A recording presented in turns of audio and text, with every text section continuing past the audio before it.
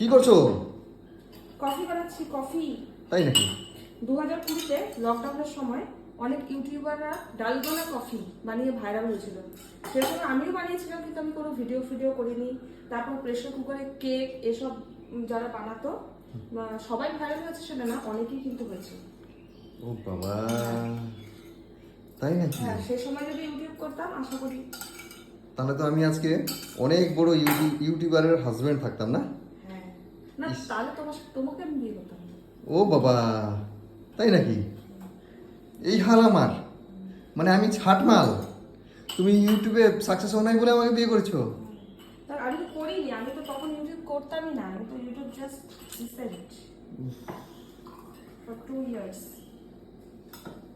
বাবা, কত বড় ইউটিউবার থাকতো, আমাকে বলে বিয়েই করতো না। যতই বড়, ঠিক আছে? তোমার রেখাতে না আমারই নাম ছিল, বুঝছো? তুমি ইউটিউবার হো। সে সময় করোনার সময় চারিদিকে মানে স্তব্ধ পরিবেশ, রাস্তাঘাট সব বন্ধ, কিন্তু সে সময় আমরা হসপিটালে সার্ভিস দিতাম। সে সময় জাস্ট ক্যামেরাটা অন করে যদি একটা করোনা পেশেন্টকে দেখিয়ে দিতাম, আশা করি আজকে আমি প্রচুর কামাতাম। এখানে দাঁড়িয়ে আমাকে রান্না করতে লাগতো না। আমার না রান্না করার জন্য আমার অনেক আমার না লাগে, অত বড় ইউটিউবার হতে না লাগে। না, এখন তো আমি চাই না, এখন চাই বড় আমি সেই সময়কার কথা বড় ইউটিউবার থাকলে হয়তো আমি এখানে থাকতাম না। জাস্ট আমি কথা বলছি। না, হয় নাই, ভালো হয়েছে। ধরো হে ঈশ্বর, হয় নাই, ভালো হয়েছে বড় ইউটিউবার।